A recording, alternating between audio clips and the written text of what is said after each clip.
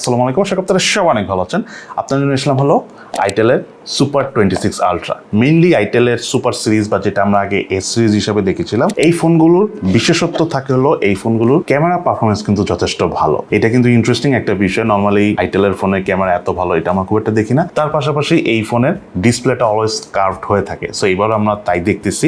But still এটা camera performance, display curved হওয়ার পর এটা কোয়ালিটি অ্যাকচুয়ালি কেমন, তার সবকিছু নিয়ে আজকের ভিডিওতে ইন ডিটেলস আলোচনা করবো। সো চলুন তাহলে দেরি না করে শুরু করা যাক। মোবাইলটার বক্স কন্টেন্টে রয়েছে ইউজার ম্যানুয়ালস, ব্যাক কেস, 18 ওয়াটের চার্জার, এক্সট্রা একটি স্ক্রিন প্রোটেক্টর, আইটেলের একটা TWS USB type C charging cable এবং আইটেল সুপার 26 আলট্রা মোবাইলটি। মোবাইলের ডিজাইন এবং আউটলুকের কথা বলতে গেলে, মোবাইলের ডিসপ্লেটা হলো কার্ভড অ্যামোলেড প্যানেলের ডিসপ্লে, ব্যাক প্যানেলটা হলো পলিকার্বনেটের তৈরি, তবে বডি ফ্রেম সেটা হলো টাইটেনিয়ামের তৈরি, অনেক শক্তপোক্ত। তার পাশাপাশি ডিসপ্লেতে কর্নিং গরিলা গ্লাস 7i এর প্রোটেকশন রয়েছে। সো বডিটা যেমন শক্তপোক্ত, ডিসপ্লেটাও কিন্তু বেশ শক্তপোক্ত। সেই সাথে IP65 এর ওয়াটার এবং ডাস্ট রেসিস্ট্যান্স সার্টিফিকেশন রয়েছে, অর্থাৎ টুকটাক ছিটেফাটা পানি, ধুলাবালি এগুলো কোনো কিছুই এই ফোনে করবে না, অর্থাৎ কোনো ক্ষতি হবে না। সেই সাথে ফোনটার ডিসপ্লেটাও যথেষ্ট ব্রাইটার, 4500 নিটস পিক ব্রাইটনেস রয়েছে। ফর দ্যাট রিজন আমরা আউটডোরে কোনো ধরনের কোনো লো ব্রাইটনেস জনিত প্রবলেম ছাড়াই ইউজ করতে পেরেছি। সেই সাথে ডিসপ্লেতেই রয়েছিল ইন ডিসপ্লে ফিঙ্গারপ্রিন্ট স্ক্যানার, এবং ফিঙ্গারপ্রিন্ট স্ক্যানারটি টাচ করার সাথে সাথে আনলক করছিল। তবে ফিঙ্গারপ্রিন্ট স্ক্যানারটা যদি আরেকটু উপরের দিকে হতো তাহলে আরো বেশি ভালো লাগতো। সেই সাথে মাত্র 6.8 মিলিমিটার থিকনেসে আসা এই ফোনটার ওয়েটও কিন্তু যথেষ্ট কম। ইন হ্যান্ড ফিলও আমাদের কাছে অনেক ভালো লেগেছে, তবে ফোনটা মনে হচ্ছে চওড়ায় আগেরটা থেকে একটু বড়। সো যাদের হাত আমাদের মতো বড় সাইজ তারা কমফোর্টেবল ভাবে সিঙ্গেল হ্যান্ডে পুরোটা ইউজ করতে পারবেন, বাট যাদের হাত একটু মিডিয়াম বা ছোট তাদের হয়তো একটু বেগ পেতে হবে। দেন এই ফোনটা যদি আমি বাটন এবং পোর্টসের কথা বলতে চাই, রাইট সাইডে রয়েছিল ভলিউম রকার এবং পাওয়ার বাটন, লেফট সাইডে কিছু নাই, উপরের অংশ কিছু নাই, নিচের অংশ রয়েছিল main speaker, primary mic, USB type C charging port এবং সিম কার্ড ট্রে। এই মোবাইলটা out of the box Android 15 operating system এসেছে। তার পাশাপাশি এই মোবাইলটাতে 8GB র্যাম সহ 8GB ভার্চুয়াল র্যাম রয়েছে। ফোনটা যদি ইউআই লুকস এর কথা বলতে চাই, প্রচুর অ্যাপস রয়েছে, অনেক আননেসেসারি অ্যাপস রয়েছে, আপনারা চাইলে ধরে ধরে ডিলিট করে দিতে পারেন। অ্যাপস এর পরিমাণ যদি কম হতো তাহলে ভালো লাগতো, কারণ অনেক আননেসেসারি অ্যাপস আসলে কখনো এটা নেসেসারি হয়ে ওঠে না। বাট ইউআই এক্সপেরিয়েন্স এর কথা যদি বলতে চাই, খুবই স্মুথ। ইনফ্যাক্ট আমরা এটার আগে যে আইটেল S25 আলট্রা ছিল তার থেকেও এই ফোনটার ইউআই খুবই স্মুথ। আমরা কোনো ধরনের ল্যাগিং ফ্রেম টপে দেখা পাইনি এবং কমফোর্টেবল ভাবে আমরা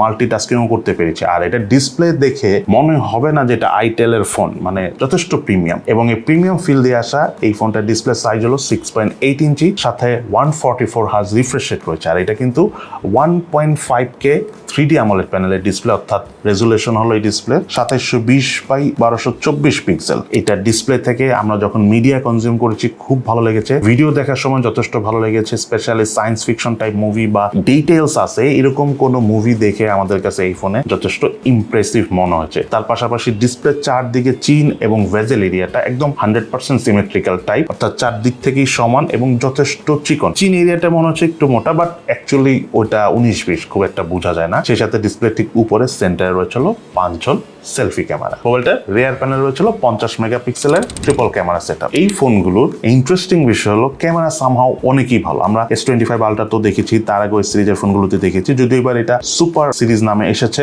সো এটা যদি আমি ক্যামেরা এক্সপিরিয়েন্সের কথা বলতে চাই, মেইন ক্যামেরা দিয়ে যথেষ্ট ভালো ডিটেলস প্রোভাইড করে ছবি তোলার সময়। ছবির কন্ট্রাস্ট আমাদের কাছে ঠিকঠাক লেগেছে, তবে ডিটেলসে একটু ঘাটতি ছিল। এই বাজেট রেঞ্জের ফোন হিসেবে সেটা মেনে নেওয়ার মতো। শার্পনেসটা ওভারঅল ঠিকঠাক আছে। আরেকটা বিষয় হলো পোর্ট্রেট মোডে ছবি তোলা আমাদের কাছে অনেকই ভালো লেগেছে। এজ ডিটেকশনও এই বাজেট রেঞ্জের এই ফোন হিসাবে ঠিকঠাক আছে। এবং কালার ডিটেলস এর কথা যদি বলতে চাই, আমরা যদি আরেকটু বেশি স্যাচুরেশন পেতাম তাহলে আমাদের আরেকটু বেশি ভালো লাগতো। সে সাথে ফোনটা দিয়ে হাইস্ট 2K 30 FPS এ ভিডিও শুট করা যায়, বাট আমরা 1080p 60 FPS এ ভিডিও শুট করেছি। আর ভিডিওর এক্সপিরিয়েন্স যথেষ্ট ভালো আমি বলবো না, বিকজ OIS বা EIS নাই। সো ভিডিও শুট করার সময় আমরা বেশ ভালো পরিমাণের শেকি ফিলের দেখা পেয়েছি। তার পাশাপাশি এই ফোনটা সেলফি ক্যামেরা হলো 32 মেগাপিক্সেলের, এবং ট্রাস্ট মি আমরা আউটডোরে প্রপার লাইট কন্ডিশনে যখন ছবি তুলেছি যথেষ্ট ভালো এবং ব্রাইটার ছবি উঠে। আপনাদের কাছেও এই ফোনটা সেলফি ক্যামেরা বেশ ভালো লাগবে, তবে আরেকটু যদি স্যাচুরেশন বা আরেকটু যদি কালার বুস্টিং এ দেখা পেতাম, অ্যাজ ইউজুয়াল মেইন ক্যামেরাতে আমরা যেটা চাচ্ছি সেটাও যদি এই ক্যামেরা থাকতো তাহলে বেশ ভালো হতো। সেই সাথে মোবাইলটাতে ক্যামেরা টু APS সাপোর্ট রয়েছে। সো আপনি চাইলে ইন ফিউচার এই মোবাইলটাতে ম্যানুয়াল ক্যামেরা অর্থাৎ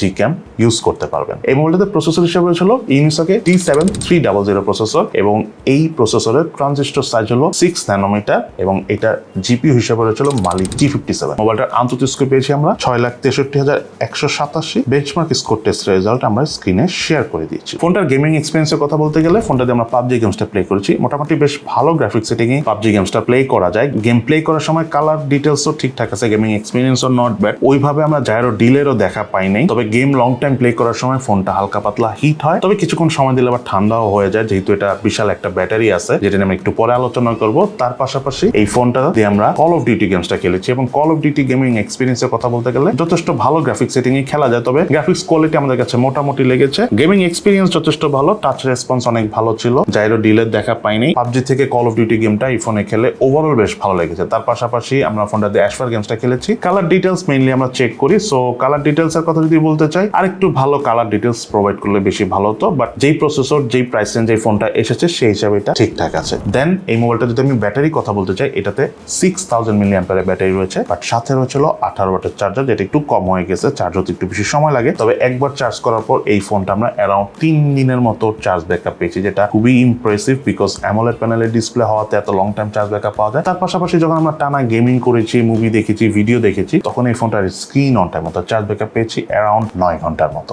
এবার চলুন আমরা জেনে নিই এই ফোনটার কি কি বিষয় আমাদের ভালো লেগেছে এবং কি কি বিষয় ভালো লাগেনি। বাট তার আগে বলে রাখি, এই ফোনটা বাংলাদেশ মার্কেটে দুইটা ভেরিয়েন্ট এসেছে। একটা হলো 8/128 জিবি স্টোরেজ ভেরিয়েন্ট, যেটার প্রাইস হলো 20,990 টাকা। একটা হলো 8/256 জিবি স্টোরেজ ভেরিয়েন্ট, যেটার প্রাইস হলো 21,990 টাকা। সো ফোনটা যদি আমি ল্যাকিংস এর কথা বলতে চাই, এই ফোনটা কোনো নয়েজ ক্যান্সেলেশন মাইক নেই, যেটা আই থিঙ্ক থাকা উচিত ছিল। দেন আমরা একটু পারফরমেন্স ভালো পেতাম বেশ কিছু বিষয়ে। তার পাশাপাশি ফোনটা 6000 মিলি অ্যাম্পিয়ারের ব্যাটারি, 18 ওয়াটের চার্জারটা একটু কম হয়ে গেছে। যদিও কম ওয়াটের চার্জার ইউজ করা অনেকাংশেই ভালো, বাট আমি মনে করি অনেক সময় দ্রুত চার্জ দেওয়ার একটা ব্যাপার থাকে, সেই হিসাবে 18 ওয়াটের চার্জারটা অনেকই কম।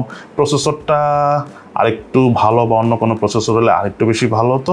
আর প্রাইসটা ঠিকঠাক আছে, তবে 8/256 জিবি স্টোরেজ ভেরিয়েন্টটাই যদি ডিফল্ট বা বেস ভেরিয়েন্ট হিসাবে প্রাইসিং করা হতো তাহলে পারফেক্ট একটা ডিল হতো। বাট স্টিল এই ফোনটার অনেক বেশ ভালো জিনিস রয়েছে। তার মধ্যে নাম্বার 1 হলো এই ফোনটা 3D কার্ভ ডিসপ্লে কোয়ালিটি অনেক ভালো, ইউআই এক্সপিরিয়েন্স যথেষ্ট ভালো পেয়েছি। ইনফ্যাক্ট আইটেল এটাতে 6 বছরের ফ্লুয়েন্সি গ্যারান্টি দিচ্ছে, তো 6 বছর পর্যন্ত আপনারা সেম পারফরমেন্স পাবেন। এটা অবশ্য 6 বছর ইউজ করার পরেই বোঝা যাবে।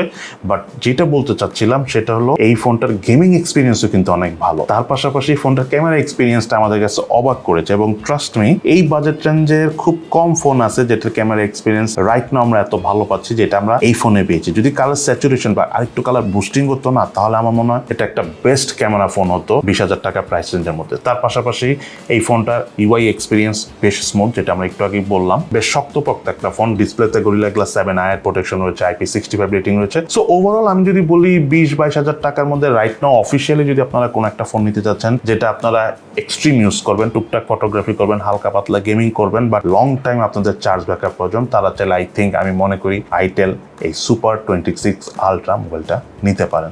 সো এই তো আমাদের আজকের ভিডিও। কেমন লাগলো আপনাদের কাছে এই মোবাইলটি, সেটা কিন্তু অবশ্যই ভিডিওর নিচে কমেন্টস করে জানাবেন। সবাই ভালো থাকেন, সুস্থ থাকেন, ইনশাল্লাহ দেখা হবে ফিউচারে।